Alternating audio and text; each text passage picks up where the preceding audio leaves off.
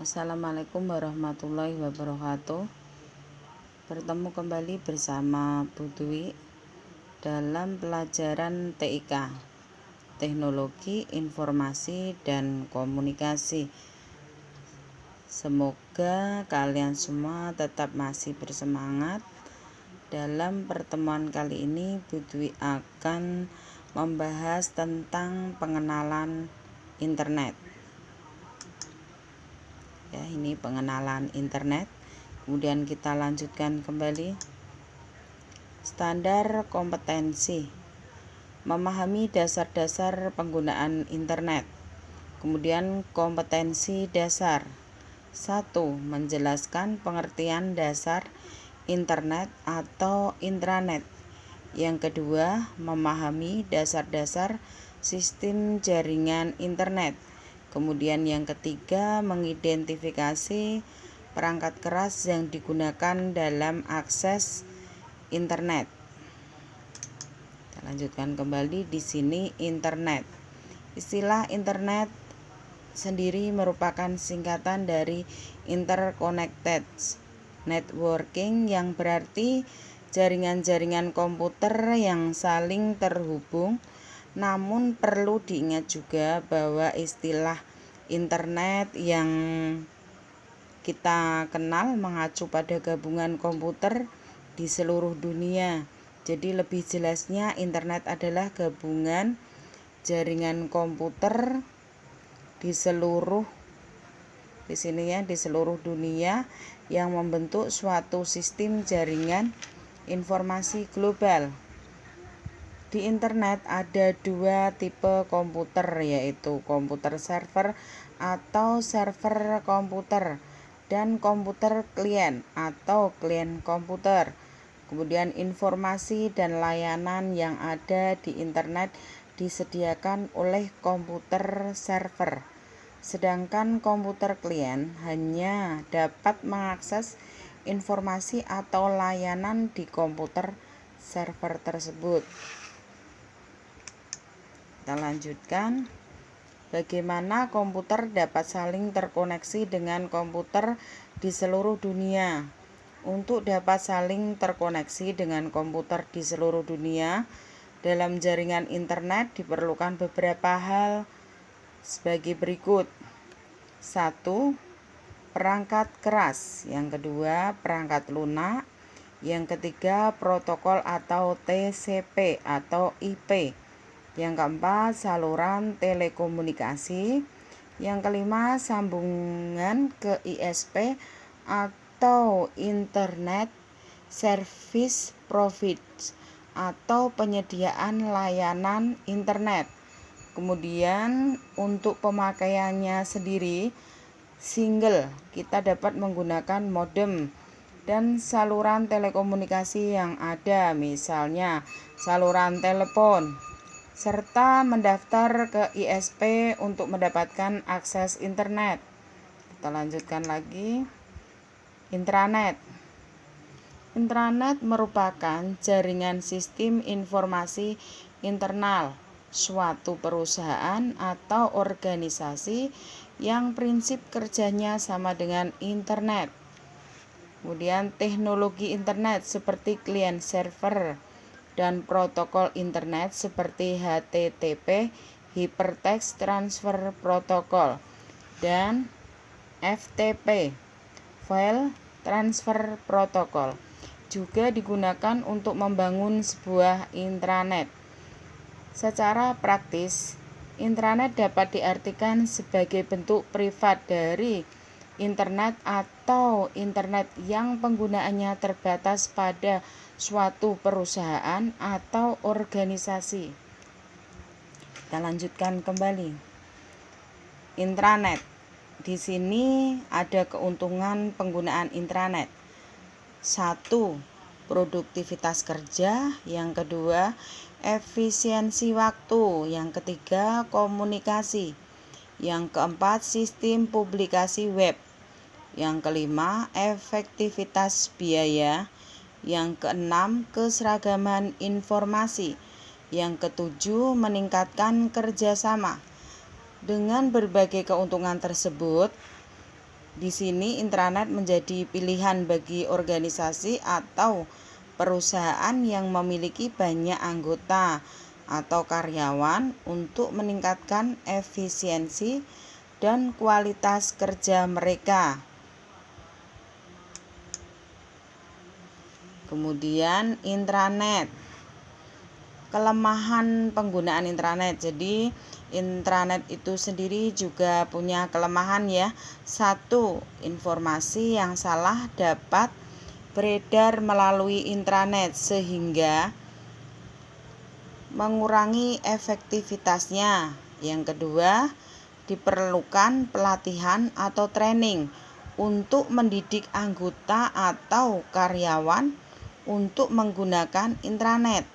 Yang ketiga, diperlukan tenaga ahli untuk membangun dan mengembangkan intranet di sebuah organisasi atau perusahaan tersebut. Kemudian yang keempat, pertimbangan keamanan data. Yang kelima, oleh karena bebasnya pengiriman pesan antar pengguna, maka dapat terjadi overload atau data penuh. Jika tidak dikontrol dengan baik, maka penggunaannya juga tidak akan pas. Terus kemudian lagi pemanfaatan internet untuk bisnis. Di sini internet juga banyak digunakan untuk berbisnis.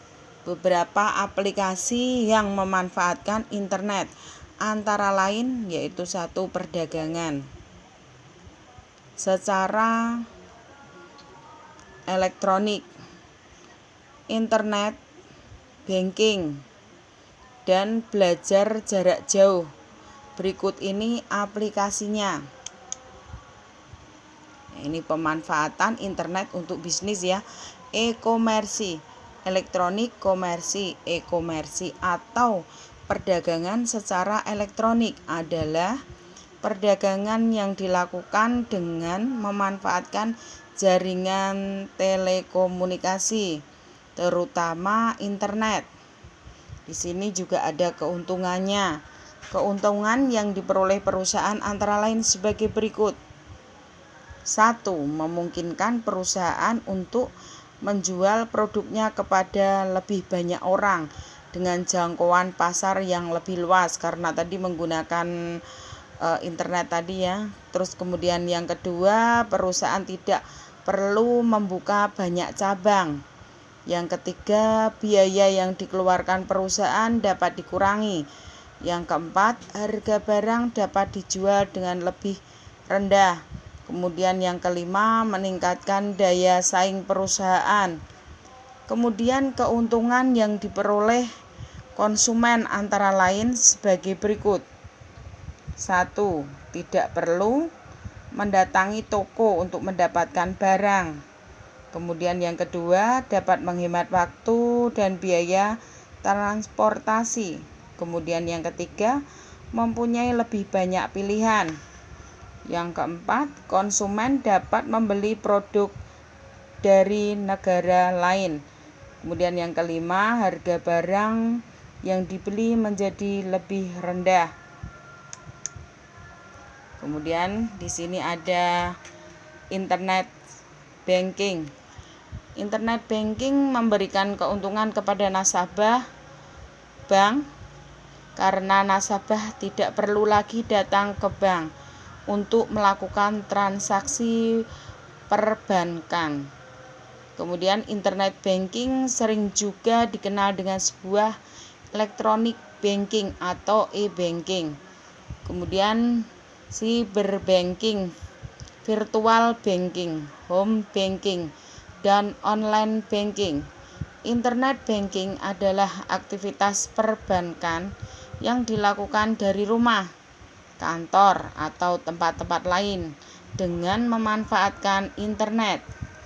Kemudian lanjutkan, sedangkan bagi pihak bank sendiri, internet banking memungkinkan bank untuk mengurangi biaya operasional menggunakan kantor lebih kecil, pegawai yang lebih sedikit. Kita lanjutkan lagi. Kemudian belajar jarak jauh. Internet memungkinkan terjadinya dialog dengan seseorang, dengan orang lain maupun seseorang dengan orang banyak. Hal ini memungkinkan terjadinya suatu diskusi. Internet juga memungkinkan terjadinya komunikasi tatap muka melalui telekonferensi, audiovisual, kemudian verbal dan nonverbal. Ya, terus di sini keamanan data dalam transaksi di internet. Beberapa hal yang perlu dilakukan untuk menjaga transaksi yang aman melalui toko online dan internet banking. 1. Kita harus memahami prosedur yang diberikan oleh bank. Kemudian yang kedua, setelah selesai menggunakan layanan toko online atau internet banking, kita harus memastikan telah keluar dari layanan tersebut atau logout. Kemudian kita tidak boleh meninggalkan komputer jika sedang login di internet banking. Kemudian komputer harus dilengkapi dengan antivirus yang selalu aktif dan up to date. Kemudian gunakan hanya komputer pribadi untuk mengakses layanan toko online dan internet banking.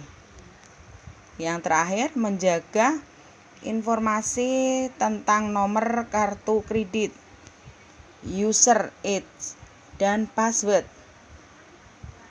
Kita lanjutkan lagi. Kecepatan akses internet. Kecepatan akses internet dapat diukur berdasarkan bandwidth. Bandwidth merupakan ukuran banyaknya informasi yang mengalir tiap satuan waktu.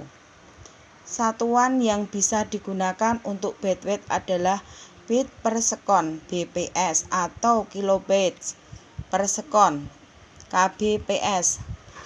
1 kbps sama dengan 1000 bps. Demikian pula 1 megabytes per sekon atau mbps sama dengan 1000 kbps. Kita lanjutkan lagi. Ada berbagai saluran telekomunikasi yang dapat digunakan untuk akses internet. Di antaranya saluran telepon dengan kecepatan akses internet mencapai 56 kbps. Kemudian yang kedua, ISDN, Integrated Service Digital Networks, dengan kecepatan akses internet mencapai 128 kbps. Kemudian yang ketiga, HDSL, High Data Rate Digital Subscribe Lanes, dengan kecepatan akses internet mencapai 1544 sampai 2048 kbps. Kemudian yang keempat, SDSL, Symmetrical Digital Subscribe Lanes, dengan kecepatan akses internet mencapai 1,544 sampai 2048 kbps. Dan seterusnya bisa kalian baca sendiri. Ini juga sama, bisa kalian baca sendiri ya. Kalian lanjutkan. Cukup sekian pelajaran TIK dari Bu Dwi, semoga bermanfaat dan tugas kalian dirangkum, dipelajari di buku catatan, nanti pas masuk diperiksa dan dinilai sama Bu Dwi. Dan satu lagi, sama-sama berdoa semoga COVID segera hilang dan kita bisa bersama-sama dalam pembelajaran tatap muka. Amin, amin. Wassalamualaikum warahmatullahi wabarakatuh.